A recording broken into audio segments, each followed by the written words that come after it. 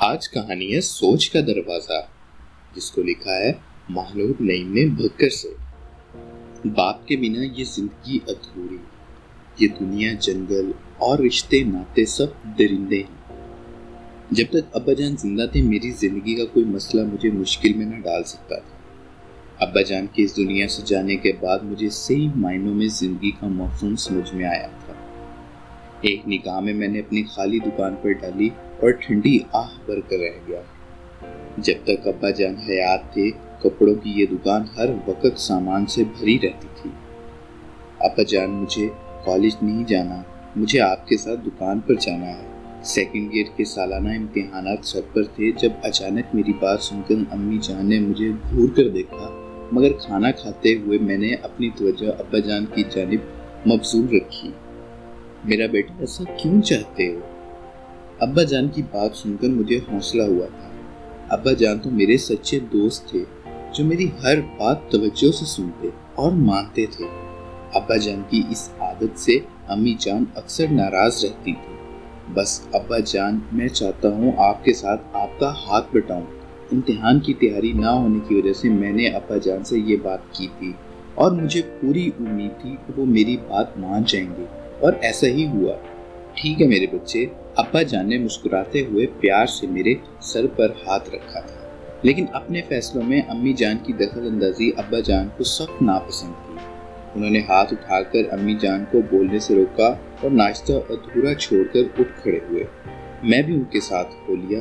پیچھے امی جان اداس انداز میں مجھے جاتا دیکھتی رہتی۔ گزرتے وقتوں کے ساتھ میں نے ابا جان کے ساتھ کافی کام سیکھ لیا تھا۔ ابا جان کی کپڑے کی دکان تھی۔ میرے بڑے بھائی اشر ڈاکٹر اور سمر انجینئر تھے۔ دونوں ہی پڑھ لکھ کر اپنے پاؤں پہ کھڑے ہو گئے تھے۔ وہ بھی اکثر میری ضد کے آگے ہار مان جایا کرتے تھے، لیکن ابا جان میرے رفیق تھے، کوئی مجھے ابا جان کے سامنے ٹوک نہیں سکتا تھا۔ وہ بہت آزادن ہو کر رہتے تھے۔ جب میں ابا جان کی دکان پر 1-2 گھنٹے کام کرتا اور پھر کچھ رقم اپنی مٹھی میں دبا کر ابا جان کو بتائے بنا دکان چھوڑ کر گھوم پھرنے نکل کھڑا ہوتا، ابا جان مجھے کچھ نہ کہتے تھے۔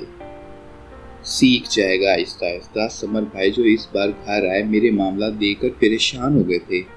انہوں نے ابا جان سے ذکر کیا، لیکن ابا جان نے یہ کہہ کر بات ہی ٹال دی۔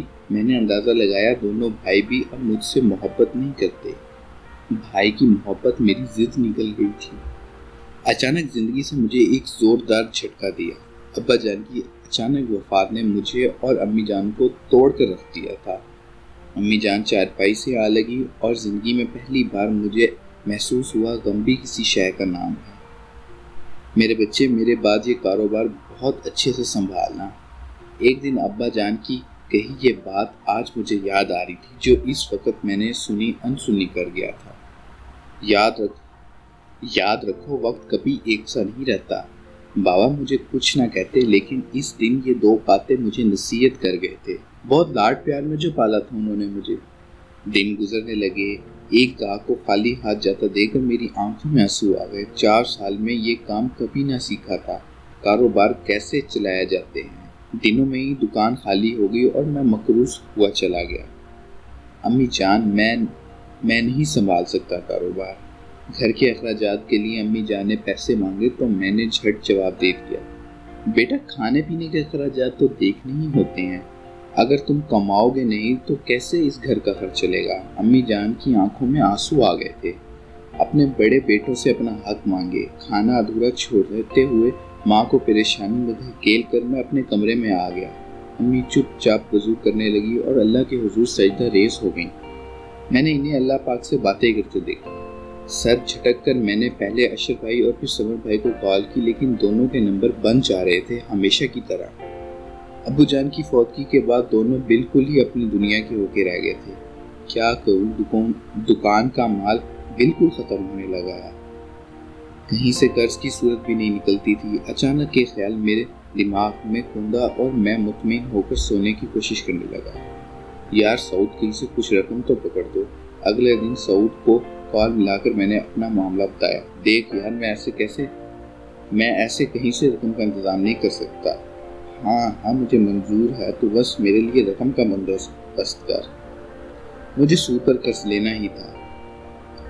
اس کے علاوہ میرے پاس کوئی دوسرا انتخاب نہیں تھا۔ چند ہی دنوں میں میری دکان مالک اور گاہک دونوں سے بھر گئی۔ میں خوش تھا، بہت خوش۔ واہ، آج تو دل خوش ہو گیا۔ ہاتھ میں دبے ہزار کے ڈھیر سارے نوٹ دیکھ کر میری باتیں کھل اٹھی تھی۔ ماں کے ہاتھ پر پیسے رکھتے ہوئے میں بہت خوش اور پرسکون تھا۔ آج بہت دنوں بعد میں نے خود کو سکون میں پایا تھا۔ دکان پر اگلے دن بہت رش تھا۔ امی جان کیا ہوا؟ امی جان اگلے دن جیسے ہی گھر میں داخل ہوا، امی جان کو بیمار پڑا دیکھ کر میں پریشان ہوا۔ میں انہیں فوری طور پر ہسپتال لے گیا۔ ڈاکٹر نے انہیں جانچ پڑتال کے بعد دوائی لکھ دی۔ آپ انہیں گھر لے جا سکتے ہیں۔ امی جان کو گھر لانے کے بعد وہ بے چین تھی۔ انہیں نہ جانے کیا ہوا تھا، ان کی طبیعت دن بدن خراب ہوتی جا رہی تھی۔ آج مجھے احساس ہوا نہ جانے کیسے اور کتنی محنت سے ماں باپ اپنی اولاد کو پال پوس کر بڑا کرتے ہیں۔ خیر، میں اس گتھی کو سلجھانے کی کوشش میں تھا، معلوم ہو سکے امی جان کی طبیعت کی خرابی کی اصل وجہ کیا ہے۔ ایک بار پھر دکان کا مال ختم اور قرض کے ساتھ ادا کرنے کی سود بھی میرے کھاتے میں تھا۔ میری نانی اماں جان کی یہ عادت تھی، ہر شام وہ پرندوں کو دانہ ڈالتی، اور ایک شام میں نے ان سے پوچھا تو مسکرائیں، یہ تو بڑے لوگوں کا کہنا ہے بیٹا، جب تک چرند پرند گھر میں اترتے ہیں گھر میں رزق کی تنگی نہیں ہوتی۔ دانہ ڈالتے ہوئے انہوں نے کہا تو میں مسکرا دیا۔ اچھا نانی ماں، 10 سال پہلے نانی ماں کی کہی بات آج نہ جانے کیسے میرے دماغ میں آئی، تو میں نے بھی نانی اماں کی کہی ہوئی بات آزمانے کا فیصلہ کیا۔ میں شام ہوتے ہی گھر لوٹ آیا تھا۔ مجھے یہ دیکھ کر حیرت ہوئی کہ کوئی پرندہ بھی میرے آنگن میں نہ اترا۔ مجھے دھچکا لگا۔ امی جان کی روز بروز بگڑتی طبیعت کا اشر بھائی کو معلوم ہوا تو وہ انہیں لینے آ گئے۔ امی جان نے لاکھ منع کیا لیکن وہ انہیں اپنے ساتھ لے گئے اور میں تنہا رہ گیا۔ اف میرے اللہ، یہ بھی کیا زندگی تھی۔ ابا جی کا سایہ سر پر تھا ہی نہیں۔ امی جان کا پیارا چہرہ دیکھنے کو ملتا۔ امی بالکل بستر پر آ لگی تھی۔ میرا کام تو وہ کیا کرتی تھیں، اپنے کاموں تک کے لیے وہ محتاج ہو گئی تھیں۔ میں جیسے تپتے صحرا میں آ نکلا تھا۔ امی جان ٹیلی فون پر بات کرتے ہوئے، ان کی آواز سن کر میں سسک اٹھا تھا۔ ان کا شفقت بھرا لہجہ سن کر میرا دل بھر آیا۔ کیسی طبیعت ہے امی جان؟ میں بالکل ٹھیک ہوں میرے بچے، یہاں آ کر تو میں چنگی بھلی ہو گئی ہوں۔ امی جان کی بات سن کر میں حیرت میں پڑ گیا۔ جب تک امی یہاں تھی بیمار تھی، بھائی کے یہاں جاتے ہی تندرست ہوئی، ایسا کیسے ممکن ہے؟ میں سوچ میں پڑ گیا تھا۔